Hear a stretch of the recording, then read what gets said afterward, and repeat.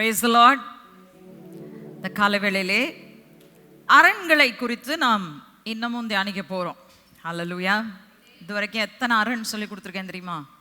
14 அரண்கள். இன்னும் நிறைய இருக்கு. சாத்தான் நம்முடைய மனதை பிடிப்பதற்கு ஒரு வழி அல்ல, பல வழிகளை வைத்திருக்கிறான். ஆனால் இவைகளை நாம் உடைத்து போடும்போது கிறிஸ்து இயேசுவுக்குள் இருக்கிற வெற்றியை சுதந்திரிப்பதற்கு தேவன் நம்மை நடத்தி செல்கிறார். ஹல்லேலூயா. ரைட். அதனால தான் இதை கற்றுக்கொள்வது ரொம்ப முக்கியமானதாக இருக்கிறது. கடந்த வாரத்தில் அநேகர் சொன்னாங்க, ஆண்டவர் என்னோடு பேசினார். இட் வாஸ் லைக் எனக்கு தான் செய்தி அப்படின்ற மாதிரி. எவ்வளோ அற்புதமாக இருக்குல்ல. ஒரே செய்தி தான், ஆனால் எல்லாரோடையும் கூட பேசக்கூடியதாக இருக்கிறது. தேவன் பேசுகிறார் என்று சொன்னால் he speaks what you need. ஹல்லேலூயா. ஹல்லேலூயா. பெற்றுக்கொள்ள எத்தனை பேர் ஆயத்தமாக இருக்கிறீங்க என்ன காலவல்ல? ஓகே. கடந்த வாரத்தில் நம்ம பார்த்த அந்த 2 காரியத்தினுடைய விளைவாக வருகிற அடுத்த அரண், ரைட், தள்ளப்படுதல், ஒதுக்கப்படுதல், இவைகளின் விளைவாய் வருகிற அடுத்தது என்னன்னு சொல்லி பார்த்தீங்கன்னா சுய பரிதாபம், செல்ஃப் பிட்டி அப்படின்ற அரணை சாத்தான் நம்முடைய மனதில் கொண்டு வந்து நிலைநிறுத்த முற்படுகிறான். அந்த அரண் என்ன அப்படின்னு கேட்டிங்கன்னா, நான் தான் பாவம், என்னை போல யாருமே இந்த உலகத்தில் கஷ்டப்பட்டது இல்லை, என்னத்தான் எல்லாருமே டார்கெட் பண்ணுறாங்க, எங்கே போனாலும் என்னதான் டார்கெட் வைக்கிறாங்க அப்படின்னு நம்மளை நினைக்க செய்கிற ஒரு அரணை குறித்து தான் இன்றைக்கு நாம் பார்க்க போகிறோம். நம்மை நமக்காக பரிதாபப்பட வைக்கிற ஒரு அரண். நான் எப்பவுமே சொல்வேன், உங்கள் வாழ்க்கையில் ஒரு பிரச்சனை இருக்குன்னா கட்டாயமாக அதை விட பெரிய பிரச்சனை வேறொருத்தருடைய வாழ்க்கையில் நிச்சயமாக இந்த உலகத்தில் இருக்கு. கரெக்டா? நம்ம வாழ்க்கையில் இருக்கிற பிரச்சனையை விட நிச்சயமாகவே நம்ம தேடி பார்த்தோன்னா ரொம்ப தூரம்லாம் தேட தேவையில்ல, நம்மளை சுற்றிலும் பார்த்தாலே யாரோ ஒருவர் நம்மை விட பெரிய பிரச்சனை உடையவர்களாய் இருப்பார்கள். ஆகவே அந்த சுய பரிதாபத்தை நம்ம கொஞ்சம் விட்டுட்டா நல்லது. ஆனால் விடலைன்னு சொன்னேன்னா இன்னைக்கு பைபிள்லேருந்து நான் உங்களுக்கு சொல்லித்தரேன் அது என்ன செய்யும். ஏன் சுய பரிதாபத்தின் அரணை சாத்தான் நம்முடைய மனதில் கட்டுவதற்கு நாம் அனுமதிக்க கூடாது. நாம் எலியாவினுடைய வாழ்க்கையிலிருந்து பார்க்க போகிறோம். எலியாவை ஏற்கனவே நான் உதாரணமாக சொல்லிட்டேன். எதற்கு உதாரணமாக சொன்னேன்? பயம் என்னும் அரண் மனதிலே கட்டப்பட்டால் அந்த பயம், அடிப்படையில் இருக்கிற பயம் அடுத்தது எதுக்கு தள்ளுதுன்னா பேரனோயா அப்படின்னு சொன்னேன். அப்படின்னா என்ன அர்த்தம்? ஒரு காரியத்தை குறித்து அங்கே பயமே இல்லாமல் இருந்தால் கூட நான் அதை குறித்து என்ன செய்வேன்? பயப்படுவேன். அது என்ன செய்தது என்று சொன்னால், எந்த எசபேல் கிட்ட பயந்து, எந்த எசபேல் தன்னை கொன்று விடுவாளோ என்று சொல்லி பயந்து எலியாவை ஓட செய்ததோ அதே மரணத்திற்கு எலியா தன்னை ஒப்பு கொடுக்கும்படியாக செய்தது என்று சொல்லி நான் உங்களுக்கு சொன்னேன். ரைட். இப்போ எலியா அதை செஞ்சிட்டார். செஞ்சதுக்கப்புறம் ஆண்டவர் வந்து தட்டி எழுப்பி, நீ போக வேண்டிய தூரம் இன்னும் வெகு தூரம், எழும்பு, இந்த தண்ணீரை குடி, அப்பத்தை புசின்னு சொல்லி அவரை தட்டி எழுப்பி குடிக்க வச்சதுக்கப்புறம், சாப்பிட வச்சதுக்கப்புறம் 40 நாட்கள் 40 ரா பகல் அவர் என்ன செய்தார்? ஓடி ஓரேபு மலைக்கு வர்றார். ஓரேபு மலைக்கு வந்துட்டு குகைக்குள்ளே போய் உட்காந்துட்டார். உட்கார்ந்த உடனே ஆண்டவர் வெளியில் வந்து நிற்கிறார். ஆண்டவர் கூப்பிட்றாரு, எலியாவே உனக்கு இங்கே என்ன, ஏன் நீங்க உட்கார்ந்துருக்க அப்படின்னு கேட்ட உடனே எலியா சொல்ற பதில் பாருங்க. வாசிக்கலாம். 1 ராஜாக்களின் புஸ்தகம் 19ஆம் அதிகாரம் 10ஆம் வசனம். 1 Kings chapter 19 verse 10. அதற்கு அவன், சேனைகளின் தேவனாகிய கர்த்தருக்காக வெகு பக்தி வைராக்கியமாய் இருந்தேன். இஸ்ரவேல் புத்திரர் உமது உடன்படிக்கையை தள்ளிவிட்டார்கள், உம்முடைய பலிபீடங்களை இடித்து உம்முடைய தீர்க்கதரிசிகளை பட்டயத்தினால் கொன்று போட்டார்கள். நான் ஒருவன் மாத்திரம் நீதியாய் இருக்கிறேன், என் பிராணனையும் வாங்க தேடுகிறார்கள் என்றான். உண்மையிலேயே அதை வந்து டிரான்ஸ்லேட் பண்ணிருக்கணும்னா, நான் ஒருவன் மாத்திரம் தான் மீதியா இருக்கிறேன், அப்படிதான் இங்கிலீஷ்ல போட்டிருக்கு. ஐ அண்ட் ஒன்லி ஐ அப்படின்னா என்ன அர்த்தம்? அவர் ஸ்ட்ரெஸ் பண்ணி ஆண்டவர்கிட்ட சொல்றானா, ஆண்டவரே பாருங்க, இந்த இஸ்ரவேல் ஜனங்கள் உங்களை விட்டு தூரமா போயிட்டாங்க, நானும் உமக்காக பக்தி வைராக்கியமாய் இருந்தேன், உம்முடைய பலிபீடங்கள் எல்லாத்தையும் இடிச்சு போட்டுட்டாங்க, நானும் பலிபீடத்தை செப்பனிட்டு கட்டி நான் திரும்ப உமக்கு பலி செலுத்தி இஸ்ரவேல் ஜனங்களை சேலஞ்ச் பண்ணியிருக்கேன். இது எல்லாம் செஞ்சதுக்கு அப்புறம் இந்த வீணா போன ஜனங்க என்ன பண்றாங்க? தீர்க்கதரிசிகளை கொலை செஞ்சுட்டாங்க. கொலை செஞ்சது யாரு? எசபேல். ரைட். பலிபீடங்களை இடித்து போட்டது அப்படின்னு சொல்லும்போது இஸ்ரவேல் ஜனங்கள். தீர்க்கதரிசிகளை கொலை செய்து விட்டார்கள் என்று சொல்லும்போது எசபேல், ரைட்? அவங்களை செஞ்சது மட்டும் இல்லாம இவ்வளோ பக்தி வைராக்கியம் காண்பிக்கிற எனக்கு என்ன துரத்திக்கிட்டு வர்றாங்க? நீங்க ஏதோ எதிர்பார்ப்பு எலியாவுக்கு இருந்திருக்குதுன்றது மட்டும் தெரியுது. கரெக்டா? எலியா என்ன எதிர்பார்த்திருக்காரு? அந்த தீர்க்கதரிசிகளை கொன்ற உடனே எசபேல் அப்படி நடுங்கி அடங்கிடுவான்னு பார்த்தா இவன் நடுங்கி அடங்குறதுக்கு பதில் என்ன பண்ணிட்டா? சவால் விட்டுட்டா. சவால் விட்ட உடனே எலியாவுக்கு உள்ள பயத்தினால அடுத்தது என்ன வந்துச்சு? சுய பரிதாபம். ஐயோ, நான் இவ்வளோ பக்தி வைராக்கியமா இருக்கிறேன், இவ்வளோ செய்கிறேன், ஆண்டவர் கையை நீட்டி இந்த எசபேலை அழிக்க மாட்டேங்கிறாரு, இவளை அடங்க வைக்க மாட்டேங்கிறாரு, இன்னமும் என்ன செய்யறாரு? என்ன இப்படி பாடுபட விடுறாரு அப்படின்னு சொல்லி எலியாவுடைய மனசுல தோணுது. அதனால தான் என்ன செய்யறாரு? அந்த சுய பரிதாபம் மனதிலே வருகிறது. ஆண்டவர் இந்த வீக்னஸை கரெக்ட் பண்றதுக்கு அங்க ஒரு வார்த்தை சொல்றாரு பாருங்க. ஆனா for Elijah it was too late. ஞாபகம் வச்சுக்கோங்க, எலியாவுக்கு இப்போ ரொம்ப லேட் ஆயிடுச்சு. 1 ராஜாக்களின் புஸ்தகம் 19ஆம் அதிகாரம் 16 இருந்து 18 வரைக்கும். 1 Kings chapter 19 verses 16 to 18. பின்பு நிப்சியின் குமாரனாகிய எகுவை இஸ்ரவேலின் மேல் ராஜாவாக அபிஷேகம் பண்ணி ஆபேல் மகோலான ஊரானான சாபாத்தின் குமாரனாகிய எலிசாவை உன் ஸ்தானத்திலே தீர்க்கதரிசியாக அபிஷேகம் பண்ணு. சம்பவிப்பதாவது, ஆசகேலின் பட்டயத்திற்கு தப்பினவனை எகு கொன்று போடுவான், எகுவின் பட்டயத்திற்கு தப்பினவனை எலிசா கொன்று போடுவான். ஆனாலும் பாகாலுக்கு முடங்காதிருக்கிற முழங்கால்களையும் அவனை முத்தம் செய்யாதிருக்கிற வாய்களையும் உடைய 7000 பேரை இஸ்ரவேலிலே மீதியாக வைத்திருக்கிறேன் என்றார். நல்லா கவனிங்க இந்த வசனத்தை. நம்ம பாகாலுக்கு முடங்காத 7000 முழங்கால் நிறைய தடவை கேட்டிருக்கோம்ல. ஆனா இந்த கான்டெக்ஸ்ட் நம்ம பார்த்தா இங்க ஒரு அற்புதமான ஒரு வெளிப்பாடு இருக்கு. என்னன்னா, ஆண்டவர் சொல்றாரு, நீ போப்பா, நீ கிவ் அப் பண்ணிட்ட, சுய பரிதாபத்தினால, நீ பயத்தினால, எல்லாத்தினால என்ன பண்ணிட்ட? விட்டுட்ட, ஊழியத்தை விட்டுட்ட, ரெசிக்னேஷன் லெட்டர் கொடுத்துட்ட. ஆனா பாஸ் ஆன் பண்ணிட்டு போயிரு. யார்கிட்ட பாஸ் ஆன் பண்ணு? எலிசா உன் ஸ்தானத்துல தீர்க்கதரிசியா மாறணும். இஸ்ரவேலின் மேல் யெகூ ராஜாவாக அபிஷேகம் பண்ணப்படணும். அடுத்தது பார்த்தீங்கன்னா, ஆசகேலை சீரியாவின் மேல் ராஜாவாக அபிஷேகம் பண்ணு.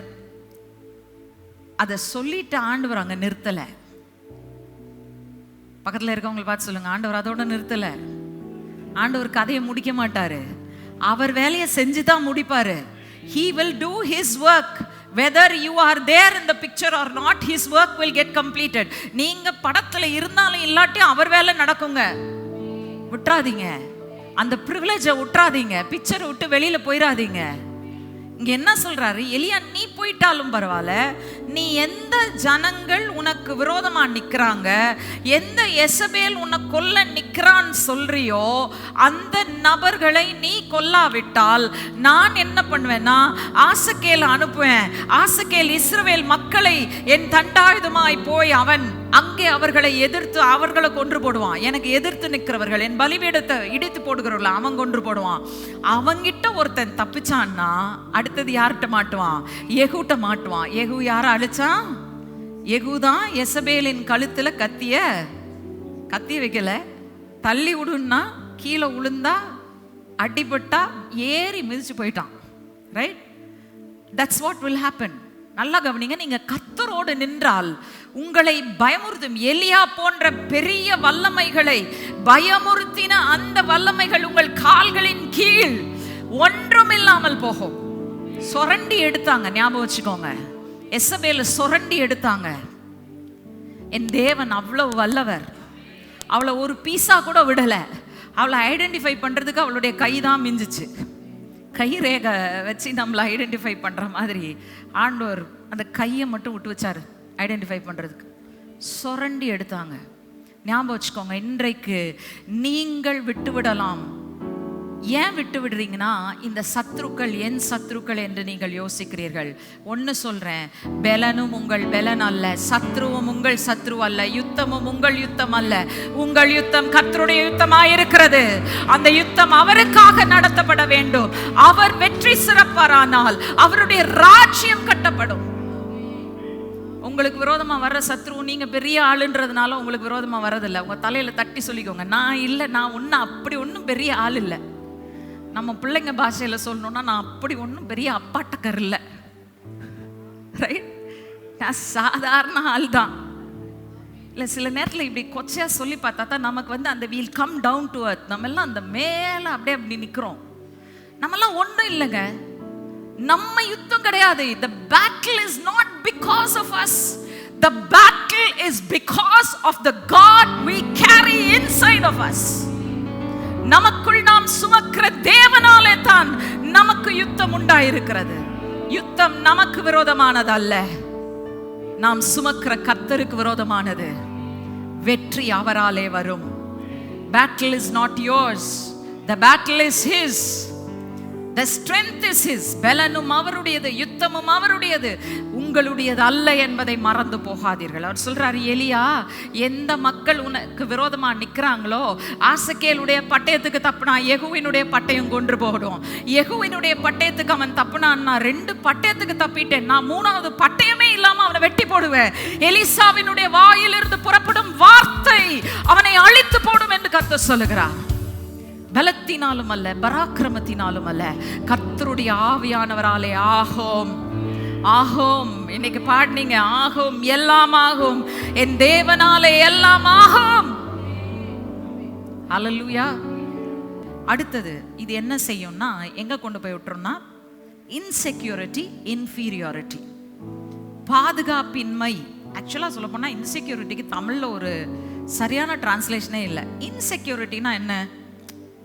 நான் வந்து என்னதான் இருந்தாலும் நான் வர்த்து இல்லைங்க, நான் எவ்வளோ செஞ்சாலும் சாதிச்சாலும் நான் வர்த்து இல்லை. நான் எதுக்காக இருக்கிறேன்?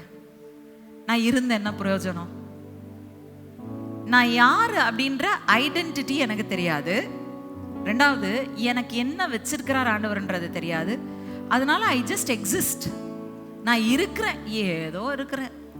எதுக்காக இருக்கிறீங்க? ஏதோ இருக்கிறேன். எதுக்கு இருக்கிறேனே தெரில. இந்த வார்த்தை கேட்டீங்கன்னா என்ன அர்த்தம்? அந்த நபருடைய சிந்தையில பிசாச அரணை கட்டிட்டான். என்ன அரணை கட்டிட்டான்? பாதுகாப்பின்மையின் அரணையும் தாழ்வு மனப்பான்மையின் அரணையும் கட்டிட்டான்னு அர்த்தம். இதை கட்டிட்டா என்ன நடக்கும்? வாசிக்கலாம்.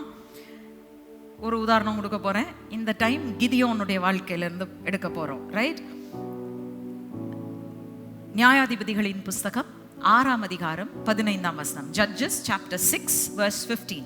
அதற்கு அவன், என் ஆண்டவரே, நான் இஸ்ரவேலை எதனாலே ரட்சிப்பேன்?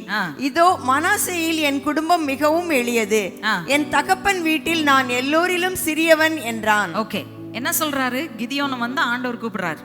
கூப்பிட்டு சொல்றாரு, கிதியோனே, நீ தான் இஸ்ரவேலை ரட்சிக்கணும்பா அப்படின்னு. உடனே இவர் கேட்கிறாரு, ஆண்டவரே, தப்பான இடத்துக்கு வந்துட்டீங்க ஆண்டவரே, தப்பான அட்ரஸ்க்கு வந்துட்டீங்க, தப்பான பர்சனை பார்த்துட்டீங்க, சாரி, நீங்கள் வேற யாரையோ பார்த்துருக்கணும்னு நினைக்கிறேன், வேற யார்கிட்டயோ சொல்லியிருக்கணும்னு நினைக்கிறேன், என்கிட்ட வந்துட்டீங்க.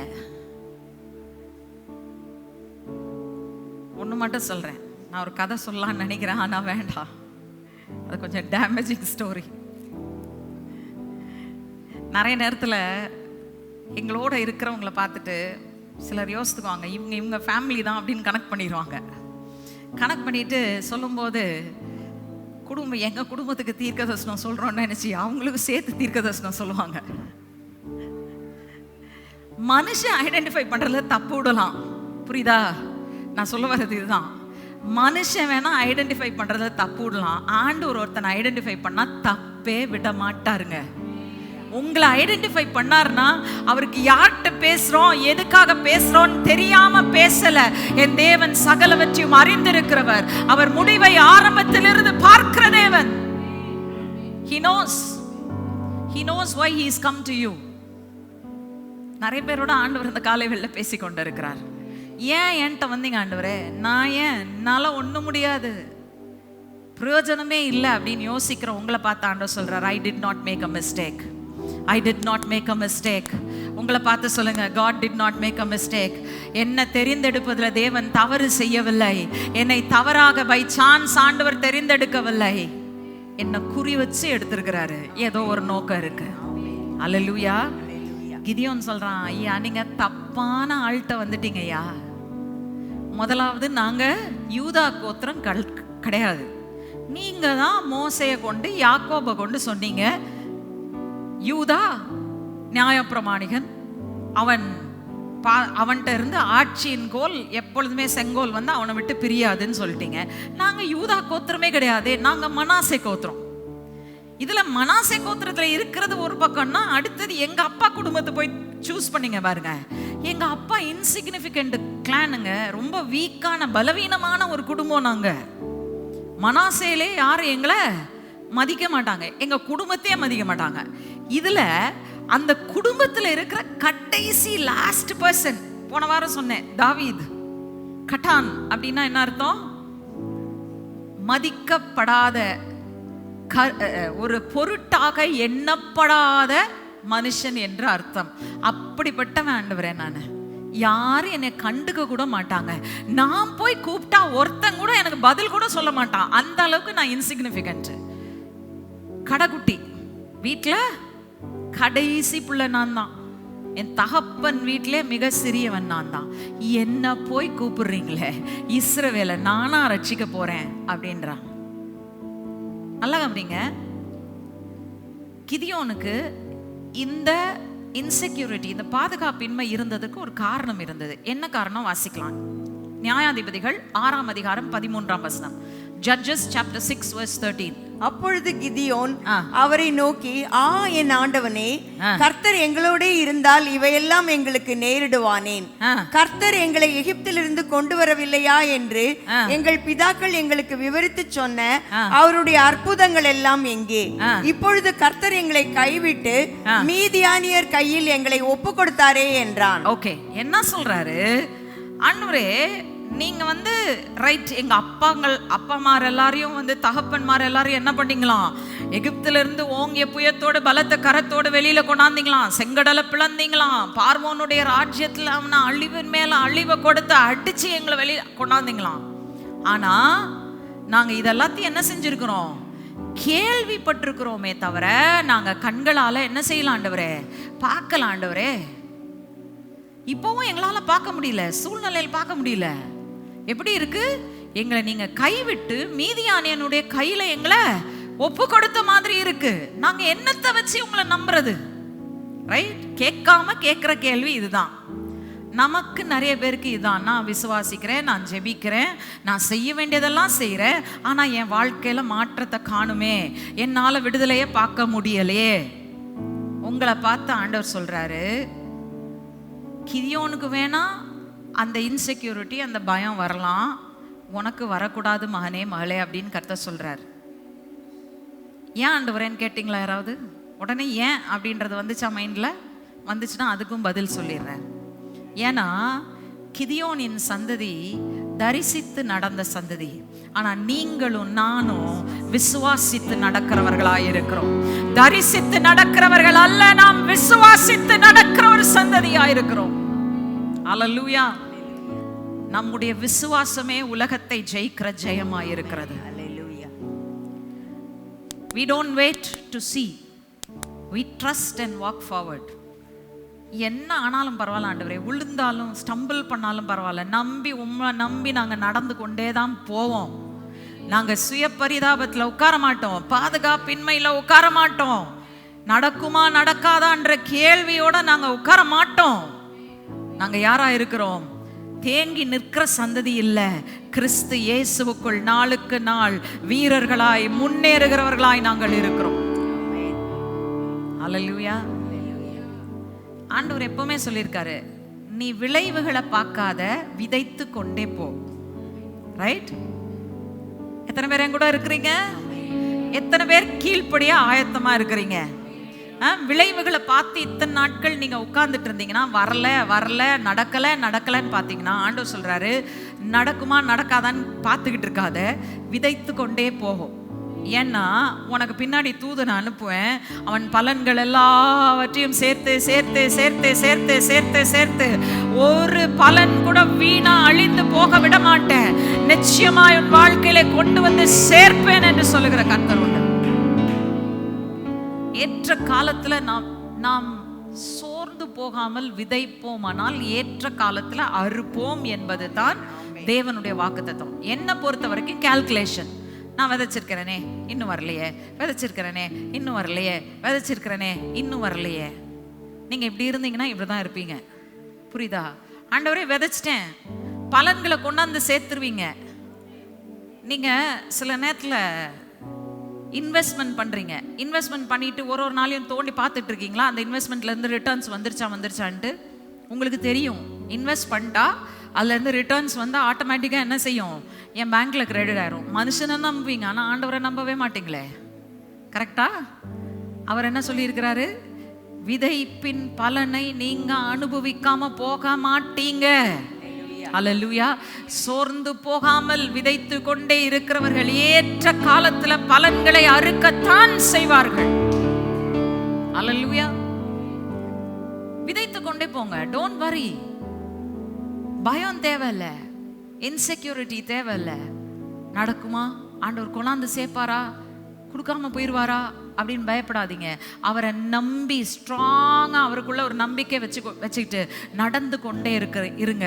விழுந்தாலும் நான் என்ன பண்ணாலும் I will get up and walk again and again and again. I will take your hands, Lord, and I will walk with you, Father. காரணம் என்ன? நோக்கம் உங்களுடையது இல்லைங்க. வாசிக்கலாமே. See, ஆண்டவர் கிதியோனை அவனுடைய நோக்கத்துக்காக அழைக்கல. ஆண்டவர் ஒரு பர்பஸோட அழைச்சாரு. எதுக்காக அழைச்சாரு? இஸ்ரவேல் ஆகிய தன் ஜனங்களை ரட்சிப்பதற்காக அழைத்தார். ரைட்? அழைக்கும் போதே, அவர் கூப்பிடும் போதே அவருக்கு தெரியும் மனாசே கோத்திரத்து பிரபுக்கள் ஆளுகை செய்ய அழைக்கப்பட்டவர்கள் அல்ல. கிதியோனுடைய குடும்பத்துக்கு போறேன். இந்த குடும்பம் மனாசே கோத்திரத்திலே ஒரு சின்ன குடும்பம். இதுல கிதியோனை நான் கூப்பிடுறேன். கிதியோன் அவன் வீட்டிலேயே ரொம்ப ஒண்ணுலாதவன். ஆனாலும் நான் அவனை நம்பி கூப்பிடல, என் நோக்கத்தை அவனுக்குள்ள வைக்கிறதுக்கு தான் நான் கூப்பிடுறேன். வாசிங்க, என்னன்னு புரியல நிறைய பேருக்கு. நியாயாதிபதிகள் 6ஆம் அதிகாரம் 12ஆம் வசனம். கர்த்தருடைய தூதனானவர் அவனுக்கு தரிசனமாகி, பராக்கிரமசாலியே, கர்த்தர் உன்னோடே இருக்கிறார் என்றார். தூதனானவர் பார்த்து கூப்பிடும் போது மனாசே கோத்திரத்தின் சிறிய குடும்பத்தில் இருக்கிற சிறிய கிதியோனே, கர்த்தர் உன்னை அழைக்கிறார் என்று சொல்லவில்லை. அவன் அழைக்கும் போதே சொல்லுகிறார், பராக்கிரமசாலியே, கர்த்தர் உன்னோடு கூட இருக்கிறார். ஐயா, எங்களுக்கு நல்லாவே தெரியும் நீ பராக்கிரமசாலி இல்லைன்னு தெரியும். உன் குடும்பம் அப்படிப்பட்ட குடும்பமும் கிடையாது. ஆனா நீ ஏன் பராக்கிரமசாலினா? கர்த்தர் உன்னோடு கூட இருக்கிறபடியினால் நீ பராக்கிரமசாலியா இருக்கிறாய். ஹல்லேலூயா, ஹல்லேலூயா, ஹல்லேலூயா. ஏன் பராக்கிரமசாலி? Not because of me. ஏன் தெரியுமா?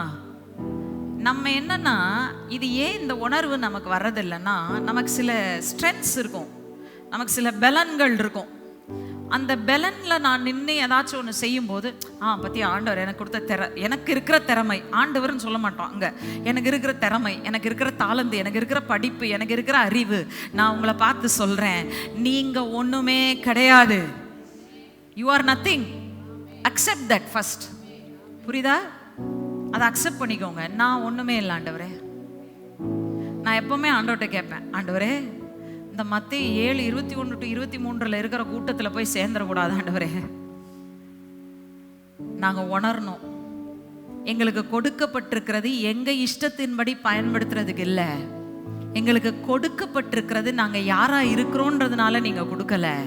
எங்களுக்கு கொடுத்திருக்கிறதெல்லாம் உமக்காக பயன்படுத்துவதற்காக நீர் கொடுத்திருக்கிறீர்.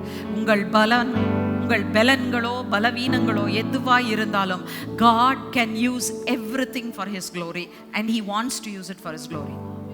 Right? பலவீனத்தை எப்படி மகிமைக்காக பயன்படுத்துவாரு? பலவீனம் இருக்கிறது நல்லது தெரியுமா? பக்கத்துல இருக்கவங்களை தட்டி சொல்லுங்க, பலவீனம் இருக்கிறது நல்லது. நீங்க பலன் உள்ளவர்களா இருந்தா கூட அது பெரிய பலன் கிடையாது. ஆனா பலவீனமா இருந்தால், சொல்லுங்க, அவங்கள பார்த்து சொல்லுங்க, பலவீனமா இருந்தால் உங்கள் பலவீனத்தில் கர்த்தருடைய பலன் பூரணமாய் விளங்கும். அல்லேலூயா. கர்த்தருடைய பலன் பூரணமாய் விளங்கிற்று என்று சொன்னால் நீங்கள் பலவீனர் அல்ல. நீங்க யாரு? இந்த உலகத்துல கிரேட்டஸ்ட் பைல்வான் நீங்க தான். அல்லேலூயா. உலகம் உங்களை பலவீனன் என்று சொல்லும், ஆனா கர்த்தருடைய பார்வையில நீங்க தான் இருக்கிறதுலே யூஆர் த ஸ்ட்ராங்கஸ்ட் பர்சன். ஏனென்றால் சுய பலத்துல நிற்கவில்லை, அவர் பலத்துல நிற்கிறீர்கள். ரைட்? இப்போ அவர் சொல்றாரு, பராக்கிரமசாலியே, சாத்தான் இதைத்தான் அவன் பார்க்க கூடாதுன்னு நினைக்கிறான்.